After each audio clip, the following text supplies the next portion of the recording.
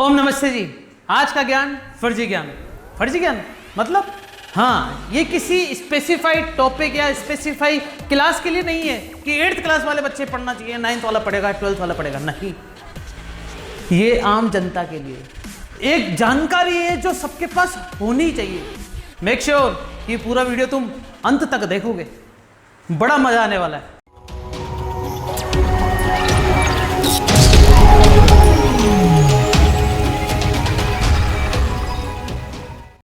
क्योंकि क्वेश्चन ही ऐसा था ना, एक बच्चे ने फोन करके क्वेश्चन पूछा, बड़ा सिंपल सा, लॉकडाउन चल रहा है ना इसलिए फोन कर सकते हैं, क्लास में आके नहीं पूछ सकते ना। सर किसी को खींचना आसान है या धकेलना? मैंने कहा किसी से झगड़ा हो गया क्या? नहीं सर बताओ, किसी वस्तु को या किसी गाड़ी को खींचना आसान है या धकेलना? पुश और पुल, ऐसा कुछ। तो मैंने कहा कि बेटा खींचना आसान है।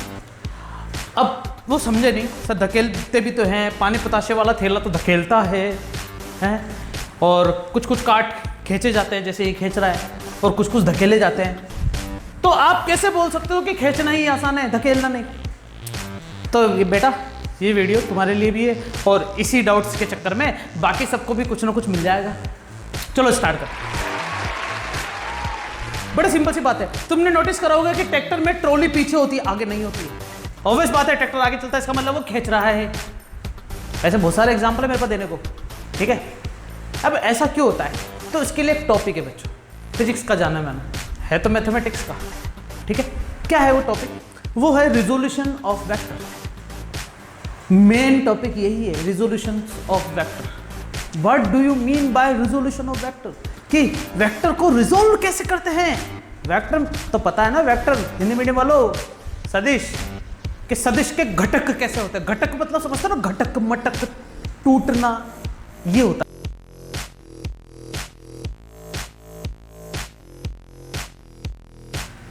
रिजोल्यूशन ऑफ वेक्टर, सदिशों का घटक क्या कहते हैं इसे, देखना जरा। मैंने यहां पर तुम्हारे लिए, ये तो पता नहीं कोऑर्डिनेट सिस्टम में एक्स वाई, ठीक है, एक वेक्टर बनाया है। इस वेक्टर को नाम दे दिया मैंने ए वेक्टर, एंगल थीटा। अब क्या होता है कि इस वेक्टर की खासियत है, अगर ये इस पॉइंट पर वेक्टर शो हो रहा है कि इनिशियली स्टार्ट यहां पर ये वेक्टर की डायरेक्शन है, तो इस इनिशियली पॉइंट के लिए ये वेक्टर एक्स और वाई में रिजोल्व होगा। मैं अभी सिर्फ मैथमेटिक्स की बात कर रहा हूं ना, सुनना, फिर इसको मैं उस क्वेश्चंस के साथ जोड़ूंगा, फिर तुम्हें समझ में आएगा कि ऐसा क्या हुआ। अब देखना रिजोल्यूशन कैसे हुआ। मैं डायरेक्ट सी चीज बताता हूं याद रखने के लिए कि यहां पर रट लो, मैं समझाऊंगा कि ये चीज कैसे आई, लेकिन रट लो। क्या? ए कॉस थीटा, ए साइन थीटा। ये कैसा है सर? बिल्कुल मैं बता रहा हूं ना, जहां कोण, जहां एंगल बनता है वहां कॉस थीटा आता है, और जहां नहीं बनता वहां साइन थीटा आता है।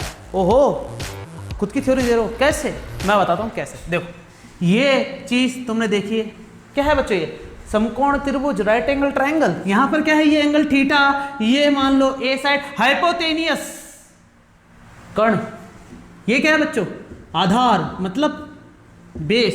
ये क्या है? पपा एंड द कूलर, कूलर गर्मी पड़ रही है ना, इसे कहेंगे बच्चों लंब। तो तुमने एक चीज नोटिस करी होगी कि अगर बेस और हाइपोटेनियस, हाइपोटेनियस है ना ये, इनके बीच में कोई रिलेशन होता है तो बेस और हाइपोटेनियस, तो तुम हिंदी मीडियम वाले क्या करते थे? लाल कक्का से इसको याद रखते थे, और इंग्लिश मीडियम वाले पंडित बद्री प्रसाद हर हर भोले, ठीक है। तो पहली चीज मैं ये लेता हूं, एल के है ना, एल अपॉन के क्या होता है? ये साइन थीटा। मुझे चाहिए एल मतलब लंब, तो क्या आ जाता है? के साइन थीटा। के मतलब क्या है? ये है क्या? ए, तो ए साइन थीटा। कर्ण मतलब आधार, बच्चों समझ रहे हो ना, और लंब मतलब ये। तो क्या तुम्हें पता चल गया क्या कि खड़ी लाइन पे ए साइन थीटा आएगा? इसी प्रकार अगर मैं दूसरा रेशियो लेता हूं, ए अपॉन के बराबर क्या आएगा? वो दूसरा कोस थीटा। तो ए बराबर क्या आ जाएगा? के कोस थीटा। के मतलब हाइपोटेनस मतलब ए कोस थीटा। अब तुम बोलो सर यहाँ पर ए कैसा गया? अरे ये आधार है मतलब ए कोस थीटा।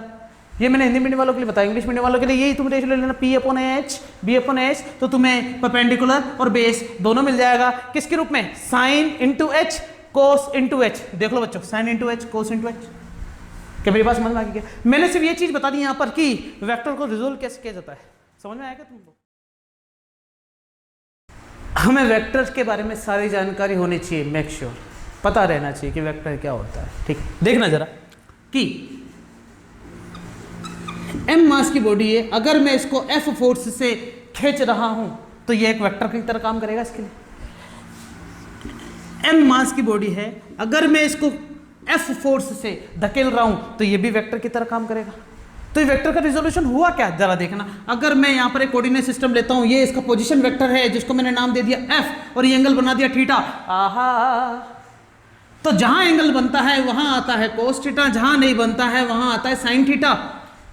ये मैंने रिजोल्यूशन ऑफ वेक्टर के बारे में बताया। अब जरा देखना खींचने और धकेलने में इसका कहां यूज आया, कि जब हम किसी बॉडी को खींचते हैं, अब देखना खींचे कैसे।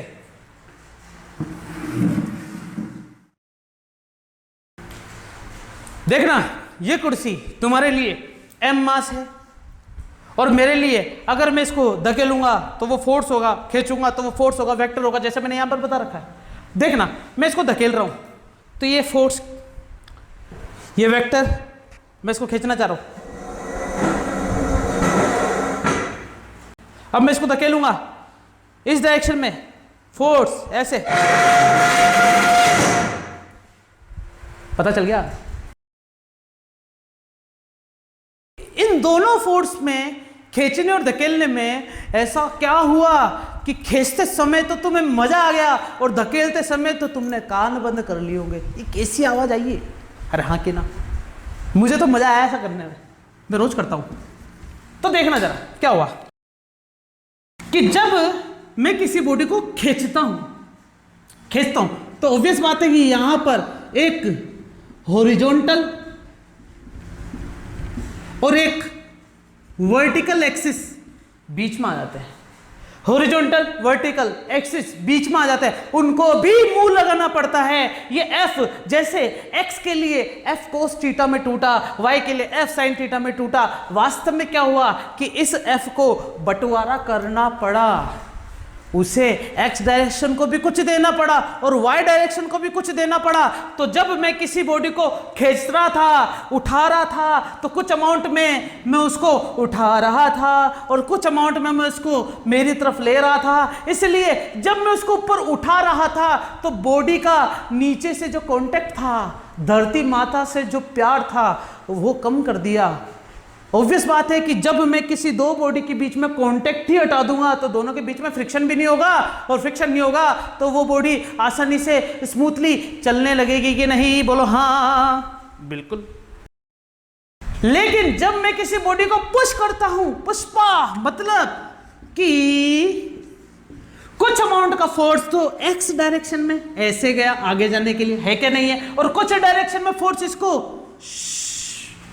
धरती माता से और प्यार करने के लिए भेज दिया गया। आहा, सोच लो जरा, यहां पर भी यही हुआ होगा। ये एंगल थीटा है तो F cos theta, F sine theta. तो सुनना, जो ये F साइन थीटा है वो ऊपर वाले के लिए तो कहां था, इसको ऊपर लेके जा रहा था, और यहां पर जो F साइन थीटा वो इसको नीचे लेके जा रहा है। तो वो धरती माता से जो प्यार है बढ़ा रहा है, मतलब फ्रिक्शन को और बढ़ावा दे रहा है, मतलब और तेज आवाज आएगी। तो क्या मेरी बात समझ में आ गई क्या? ये होता है कि किसी बॉडी को खींचना आसान है या धकेलना। अब फ्रिक्शन का छोटा सा वो चीज बता देता हूं कि ऐसा हुआ क्या, जरा देखना।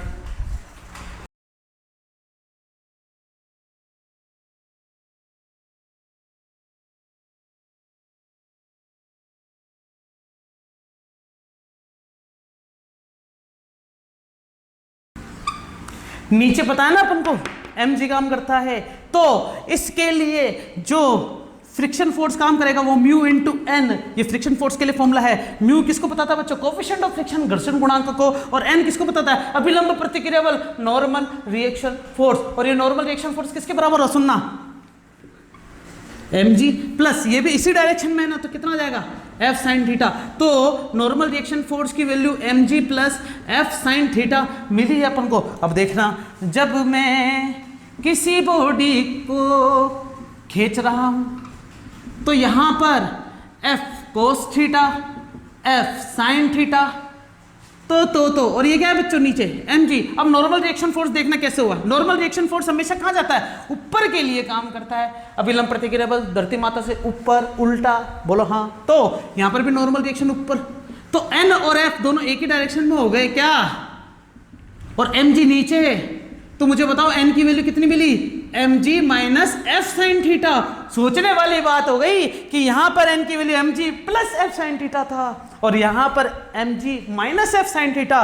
तो बच्चों friction force mu into N भी क्या कम ही मिलेगा क्या, क्योंकि यहां पर n की वैल्यू बढ़ गई थी, यहां पर n की वैल्यू घट गई थी। जब यहां पर n की वैल्यू बढ़ गई तो फ्रिक्शन भी बढ़ गया, जब फ्रिक्शन बढ़ गया तो धकेलते समय आवाज भी बढ़ गई। जबकि वास्तव में क्या होता है, धकेलते समय तुम्हें ज्यादा एफर्ट लगाना पड़ेगा, लेकिन खींचते तुम्हें ज्यादा एफर्ट लगाने की जरूरत नहीं है। अब तुम सोचोगे सर पानी पताशे वाला तो थैले को धक्का देता है, तो बच्चों वो पानी को बचाने के लिए करता है ऐसा, नहीं तो वो अगर खींचेगा ना तो उसको भी मजा आएगा। क्लियर है? ठीक है, एंड। तो सब्सक्राइब करें हमारे चैनल ब्रेन ट्रेन को और बेल आइकन दबाइए लेटेस्ट अपडेट के लिए। वीडियो को लाइक कीजिए, शेयर कीजिए अपने दोस्तों के साथ।